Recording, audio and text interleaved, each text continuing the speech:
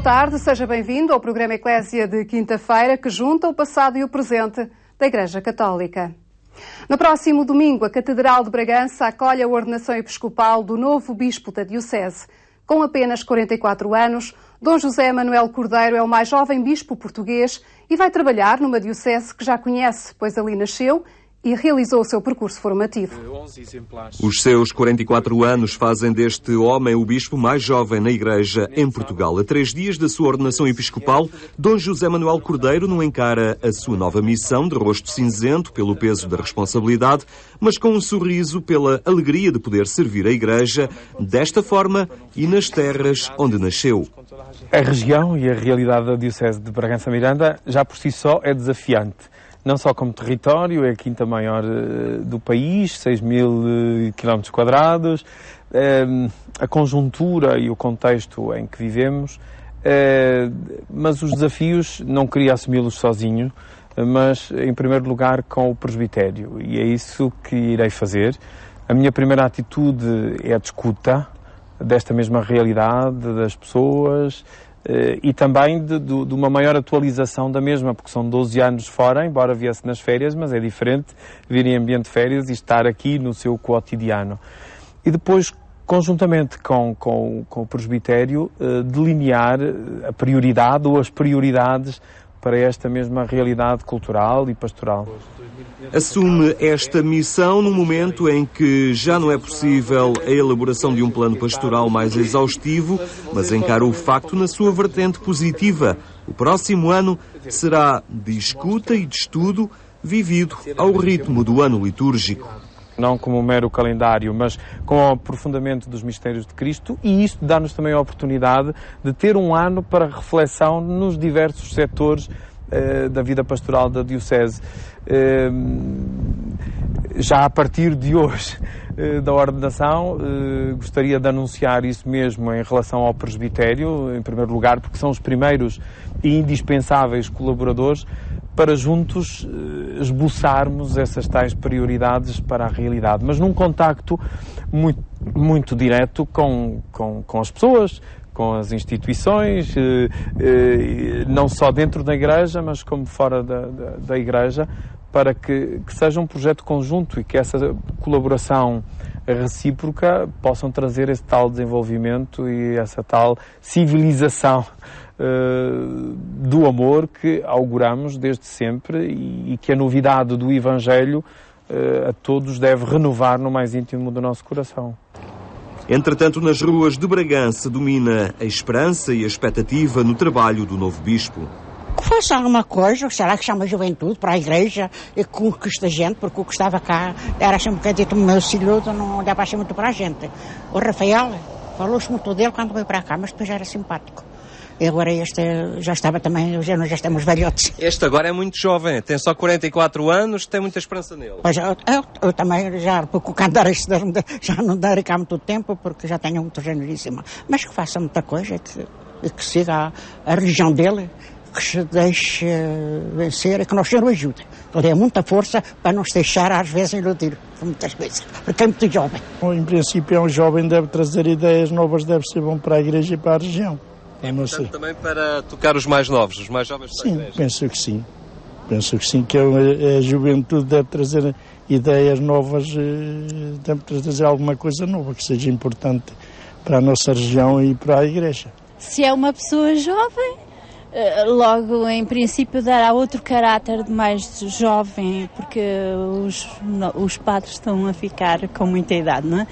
E se calhar eu acho que ideias jovens na Igreja acho que são sempre bem-vindas, não é? Porque a Igreja é um bocado retrógrada. Vejo que há uma diocese viva e com vontade de fazer mais e de ser mais e melhor.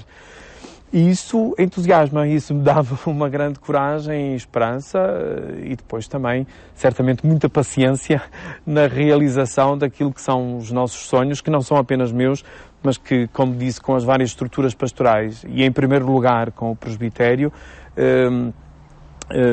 prosseguirmos o caminho, como digo, da renovação, mas na continuidade, porque a Igreja não começa agora e esta diocese também não é de agora, já tem pelo menos 466 anos de existência, portanto está na idade da maturidade e por isso é tempo também de mostrar estes verdadeiros e autênticos mistérios de Cristo no hoje da história, não só na Igreja, mas no mundo em que vivemos.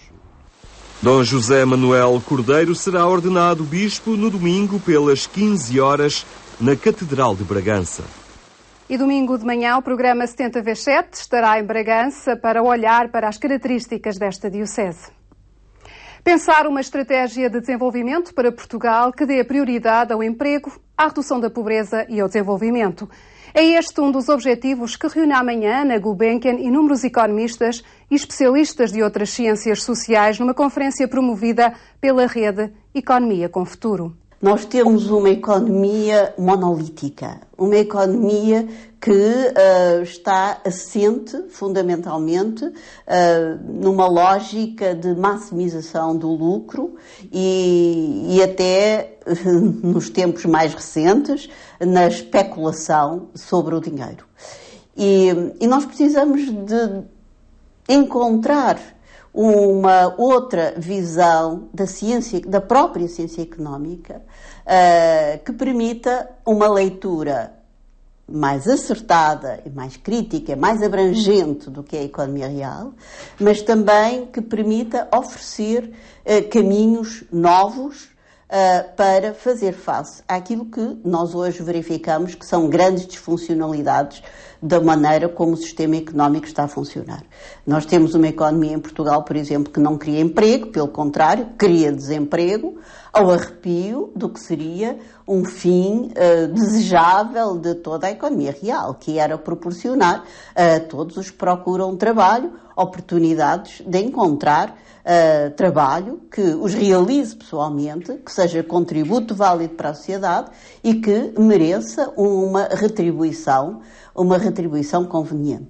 Não há futuro sem Deus. A frase é de Bento XVI e foi proferida no âmbito do balanço que o Papa fazia ontem da sua viagem de 4 dias à Alemanha. Perante os peregrinos que o ouviam na Praça de São Pedro, Bento XVI recordava as palavras que tinha deixado no Parlamento alemão. A democracia e a liberdade nada têm a temer de Deus. Deus é o suporte fundamental da paz. Bento XVI levou esta mensagem ao Parlamento alemão, sublinhando que o mundo e a sua estrutura política e social nada têm a temer de Deus. Bem pelo contrário. Bento XVI resumiu na audiência de quarta-feira a sua visita à Alemanha, dando evidência à sua passagem pelo Parlamento alemão, onde pôde deixar a sua mensagem de que, onde há Deus, há futuro. A democracia e a liberdade nada tem a temer de Deus, princípio de todo o bem. Antes, está nele o suporte fundamental para uma estável convivência dos homens na paz e na justiça. Na sua terceira visita à Alemanha, o Santo Padre pediu aos cristãos para que usem a sua união como instrumento para uma tarefa que considera urgente e necessária: dar Deus ao mundo. Quantos creem em Deus e por meio da força da oração, todos os cristãos devem unir as suas forças na única tarefa verdadeiramente urgente e necessária: dar Deus ao mundo de hoje. Bento XVI saudou em português os peregrinos de língua oficial portuguesa, convidando-os a olhar com confiança o seu futuro com Deus. Espaço agora para a rubrica O Passado do Presente, que já vai fazendo parte da história do programa Eclésia. Dom Manuel Clemente é quem nos conduz pela vida de mais uma das figuras que marcaram a vida da Igreja Católica.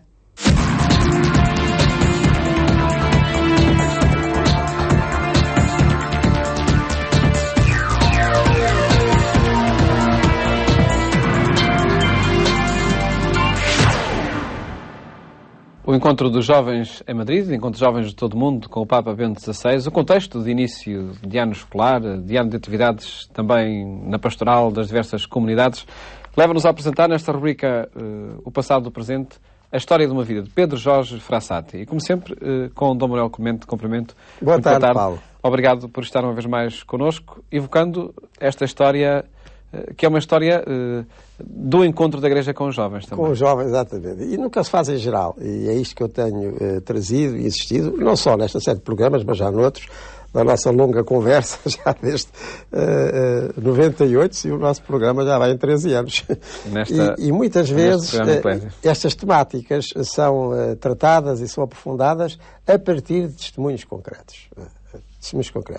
Aliás, quando nós dizemos o passado do presente, é isto. Em relação à nossa vida e à nossa vida atual, como estamos agora, com todos esses circunstancialismos que foram lembrados, portanto, o princípio do ano pastoral, o princípio do ano escolar, a pastoral juvenil e o que ela pode e deve ser, irmos a figuras que encarnaram respostas evangélicas a toda esta problemática. Claro está que a grande referência é sempre Jesus Cristo, nós somos cristãos, mas depois como o cristianismo se verificou neste e naquele, nesta e naquela. E eu julgo que o exemplo de Pedro Jorge Frassati é dos mais sugestivos. Não foi por acaso, como digo, que o Papa João Paulo II o beatificou há 20 anos, como ele chamou o jovem das 8 bem-aventuranças, porque ele é um exemplo acabado e, repito, muito sugestivo, muito atraente do que é que um jovem cristão é e deve continuar a ser, agora um século depois, mas é de uma atualidade surpreendente, Pedro Jorge Frassati.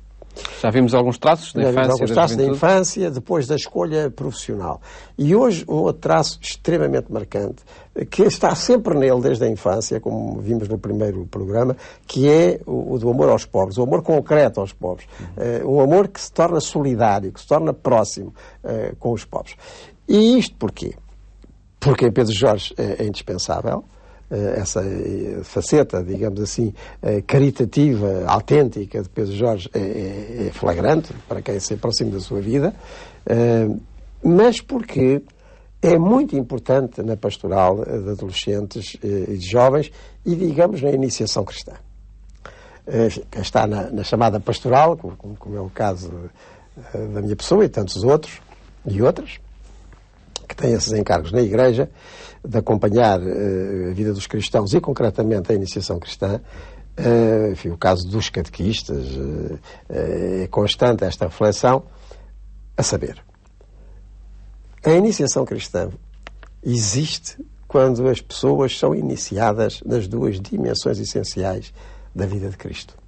Isso aqui é a iniciação cristã. A iniciação cristã não é a iniciação nem a entrada, digamos, numa associação, numa coletividade. Não, é a iniciação e a entrada na própria vida do cristianismo essencial, que é a figura de Jesus Cristo e a pessoa de Jesus Cristo. E quais são essas duas dimensões essenciais que basta ler os Evangelhos, nós reparamos na pessoa de Jesus Cristo. É a sua relação com o Pai, portanto, a sua espiritualidade, se nós quisermos, porque é entre ele e o Pai que o Espírito circula, não é? E por isso, enfim, o seu estar com o Pai, o seu gosto de estar com o Pai, o seu segredo interior nessa relação com o Pai, em qualquer dos Evangelhos, isso se apresenta. Jesus tem aí a sua força, tem aí o seu estímulo permanente, a sua relação com o Pai, com certeza. E depois, esta mesma relação desdobrada na relação com os outros, de proximidade, de caridade, de amor aos outros, de amor ao próximo. E na pastoral, com crianças, com adolescentes, com jovens, aliás, todas as várias aplicações da iniciação cristã, estes dois aspectos são fundamentais. Fundamentais. E de tal maneira que nós podemos dizer que a iniciação cristã funciona quando estes aspectos são atendidos e não funciona quando não são atendidos. É caso para perguntarmos a qualquer uma das catequeses, nos 10 anos que estão formalizados em Portugal, ou mesmo depois nos catecumenados. Essa criança, esse adolescente, esse jovem, ou esse adulto, no caso do catecumenato de adultos, cresceram na relação com Deus, pessoal e comunitária, no gosto das coisas de Deus, no gosto de Deus, e cresceram e foram verdadeiramente iniciados na prática concreta da caridade, tiveram alguma atividade, tiveram alguma dimensão caritativa neste ano, concretamente este ano que vai começar, é porque se isto não é assim, se não há relação com Deus, não há doutrina que salve. Não há iniciação cristã, porque a vida de Cristo é isso mesmo. E eu vou pedir ao Paulo para ler mais um trecho desse livro tão interessante e tão disponível, que está nas edições paulinas e, portanto, facilmente pode ser apanhado, da Maria de Lourenço sobre Pedro Jorge Frassati, esta faceta. Desde que, em novembro de 1918, se inscreveu na Conferência de São Vicente de Paulo, o seu empenhamento caritativo a favor dos necessitados tinha levado um grande impulso e também um caráter de continuidade. Naquele tempo, Turim estava cheia de pobres. Em poucos anos, tinham chegado à antiga capital saboiana, que se preparava para se tornar um grande polo industrial, mais de 50.000 imigrados. Pier Giorgio Frassati inscrevera-se na Conferência Vicentina quando frequentava o Instituto Social dos Padres Jesuítas, em 29 de novembro de 1918. E o seu compromisso de confrade consistia em visitar, segundo as suas possibilidades, as famílias mais necessitadas para lhes levar conforto e ajuda material.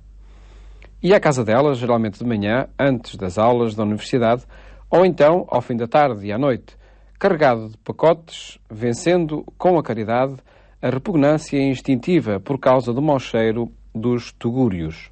Exatamente. A caridade concreta. E reparemos, essa tradição, essa boa tradição, que já vinha do século XIX e que hoje continua, felizmente, no século XXI, das conferências de São Vicente de Paulo.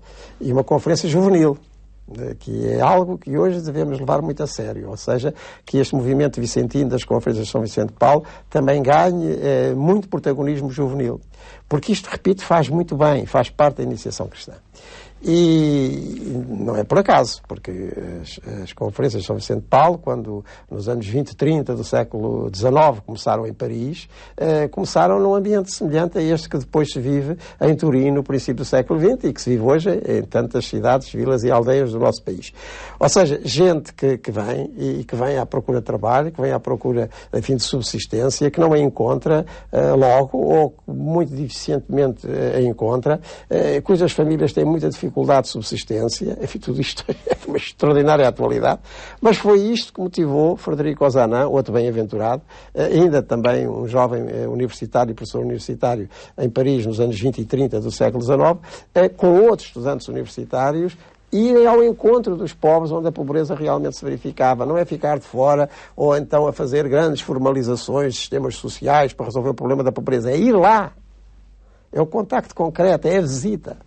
É o cara a cara.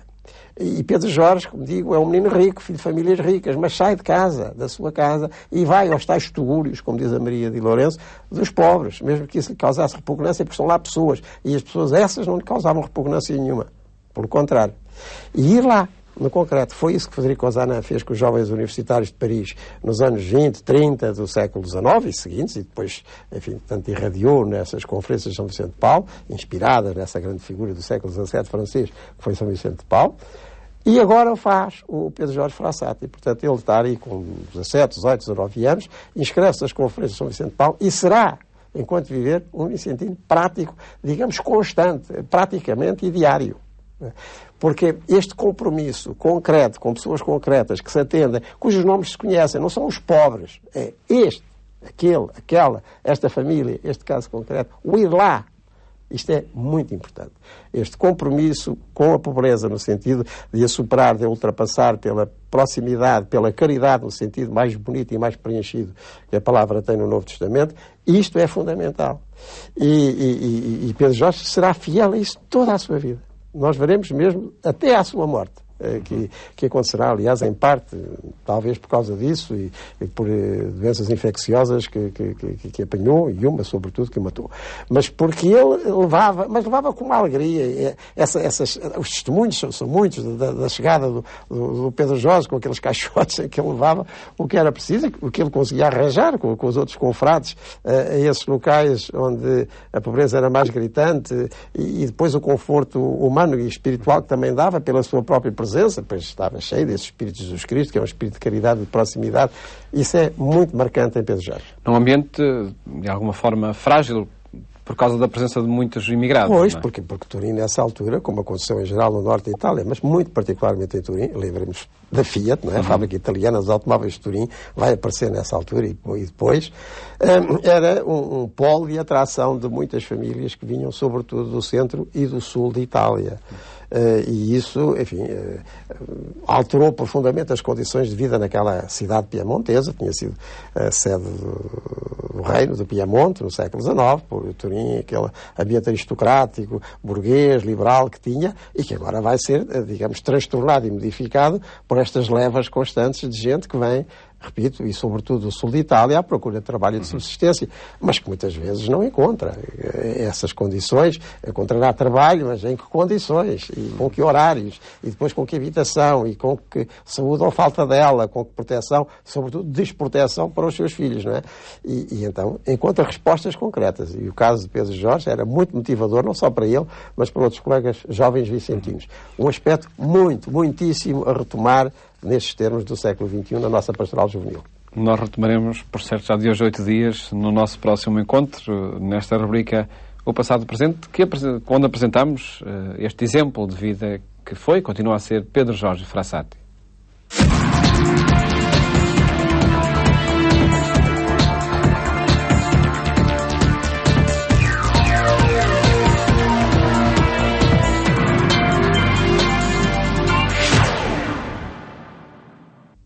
E hoje e amanhã decorrem em Fátima as Jornadas Nacionais de Comunicação Social, uma iniciativa do Secretariado Nacional das Comunicações Sociais da Igreja Católica, que este ano refletem sobre a era digital e a revolução que esta está a provocar na cultura e na sociedade. Estas jornadas congregam jornalistas da área religiosa de todos os meios de comunicação social e pretendem tomar o pulso à presença da Igreja nestes meios, bem como à forma como esta faz passar a sua mensagem em todas as plataformas comunicacionais. Amanhã de manhã, estas jornadas contarão com a presença de Dom Cláudio Maria Celli, presidente do Pontifício Conselho para as Comunicações Sociais, uma conferência que poderá seguir em direto, online, a partir do portal da Agência Eclésia. É tudo por hoje, mas ficamos continuamente ligados em agência.eclésia.pt, o sítio da internet que congrega Eclésia Televisão, Eclésia Rádio e Eclésia Agência de Informação. Passe por lá, fique bem e até amanhã, se os quiser.